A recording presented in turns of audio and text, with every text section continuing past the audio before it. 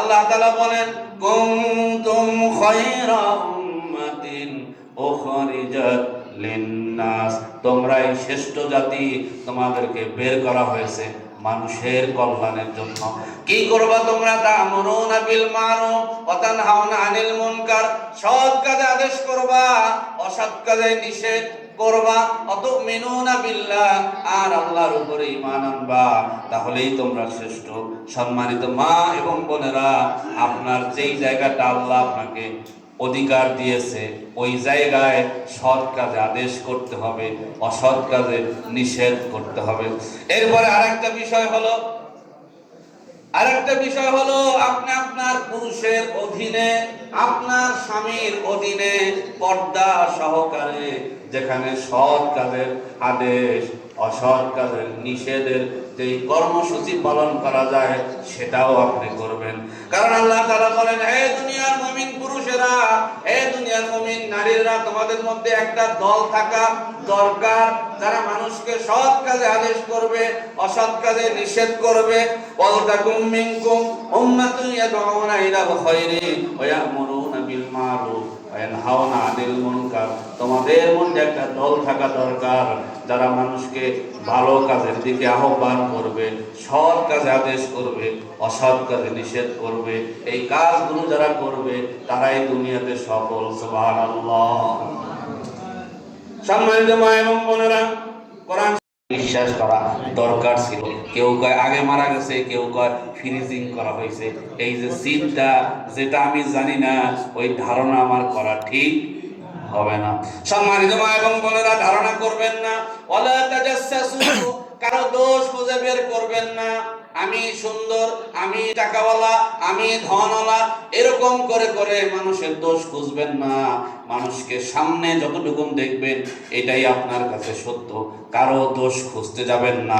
আল্লাহ নির্দেশ করেছেন সর্বশেষ, ওয়ালা ইয়াগতাব বাদুকুম বাদা, আর তোমরা কারো দোষ চর্চা করো না, অগোচরে তার সমালোচনা করো না। এটা নারীদের মধ্যে কম না বেশি?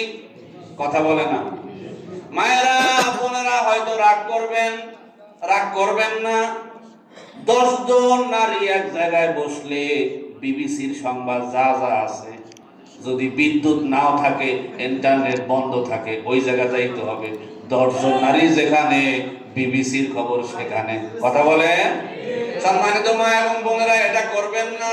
কারো সমালোচনা করবেন না, কারো নিন্দা করবেন না, কারো পরচর্চা করবেন না। বিশেষ করে স্বামী বেচারার পরচর্চা করবেন না। আপনার স্বামী আপনাকে কত ভালোবাসে, আপনার জন্য কত কষ্ট করে, আপনি কল্পনাই করেন না। অনেক নারী আছেন স্বামীর অগোচরে স্বামীর বদনাম বলে, আছে না নাই?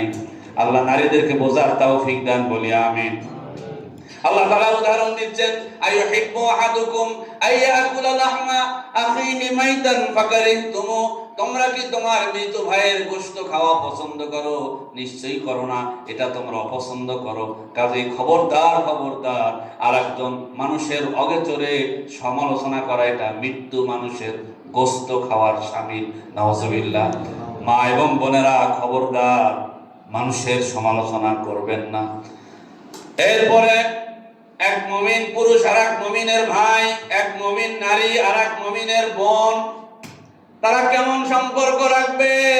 তারা এক মুমিন পুরুষ আর এক মুমিন পুরুষের জন্য দোয়া করবে, একজন মুমিন নারী আর একজন মুমিন নারীর জন্য দোয়া করবে, রব্বানা ইগফির লানা ওয়া লিইখওয়ানিনাল্লাযীনা সাবাকুনা বিল ঈমান, আয় আল্লাহ আমাদেরকে maaf করে দাও, আমাদের পূর্বে যারা ঈমানের দিক থেকে অগ্রজ তাদেরকেও maaf করে দাও, ওয়ালা তাজআল ফি কুলুবিনা গিল্লাল লিল্লাযীনা আমানু, আর আমাদের মধ্যে যারা ঈমানদার তাদের বিষয় আমাদের মনে কোনো বিদ্বেষ তুমি রেখো না। তাহলে যারা ঈমানের দিক থেকে বড় তাদের প্রতি ভালো ধারণা রাখতে হবে, তাদের জন্য দোয়া করতে হবে। সম্মানিত মা এবং বোনেরা, তাহলে এই গুণগুলি আমাদের অর্জন করতে হবে। এরপরে নিজে যা পছন্দ করব এটা আর এক মুমিন বোনের জন্য পছন্দ করতে হবে। আমি একজন নারী, আমি চাই না আমার চেহারা নিয়ে কেউ কথা বলুক, আমি আর একজনের চেহারাকে ছোট করে দেখব না। আমি চাই না আমার টাকা পয়সা নিয়ে কেউ কথা বলুক, আমি আর একজনকেও বলবো না। আমি চাই না আমার বংশমর্যাদা ছোট করে কেউ দেখুক, আমিও দেখব না। কথা বলে, আমি যা পছন্দ করি আমার মুমিন বোনের জন্য তাই পছন্দ করব। লা ইউমিনু আহাদুকুম হাত্তা ইউহিব্বা লিআখিহি মা ইউহিব্বু লিনাফসিহি। কখনো মুমিন তোমরা হবে না যতক্ষণ তোমরা তুমি নিজে যা পছন্দ করো তোমার মুমিন ভাইয়ের জন্য পছন্দ না করবে। তুমি যতক্ষণ মুমিনা হতে পারবে না, মুমিন নারী হতে পারবে না, নিজের জন্য যা পছন্দ করো মুমিন আরেক বোনের জন্য তাই পছন্দ করতে হবে, না হয় তুমি ইমানদার হতে পারবে না। আর তোমরা ওয়ালা তাকাতাউ ওয়ালা তাদাবারু, কারোর সাথে সম্পর্ক ছিন্ন করবে না। নারীদেরকে বিশেষ করে বলতে চাই, একটা কঠিন সময় পার করছি। আর আগের দিন আমরা দেখতাম আমাদের মায়েরা বোনেরা শ্বশুর বাড়িকে সবচাইতে নিরাপদ স্থল মনে করত, নিজের বাড়ি মনে করত। এখনের নারীরা শ্বশুর বাড়ি থাকতে চায় না, সেটাকে সেই শ্বশুর বাড়ির মানুষকে আপনও ভাবতে পারে না। ছোট্ট ছোট্ট জিনিস নিয়ে অভিমানের পাহাড় করে তোলে, ঠিক কিনা বলেন? আমাদেরকে বলবো শ্বশুর বাড়ি ওটাই আপনার আপন বাড়ি। আপনি ঢুকলে লাল শাড়ি পরে বের হবেন সাদা কাপড় পরে, খবরদার স্বামী আপন, স্বামীর ভাই আপন, স্বামীর বোন আপন, স্বামীর সবাই আপনার আপন, তাকে আপন মনে করবেন। তারাও যে মানুষ, তাদের ভুল নাই এটা আমি বলবো না, তাদের ভুলগুলো সংশোধন করে নিজের জীবনকে সাজিয়ে নিতে হবে, এটা খেয়াল করতে হবে। কখনো সম্পর্ক নষ্ট করা যাবে না। তাহলে 1 নম্বর কর্মসূচি, মুসলিম পুরুষ মুসলিম নারী তাদের সমাজে তারা একে অপরের সাথে ভালোবাসা রাখবে।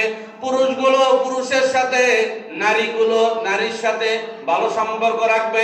এটা 1 নম্বর কর্মসূচি। কয় নম্বর বলেন?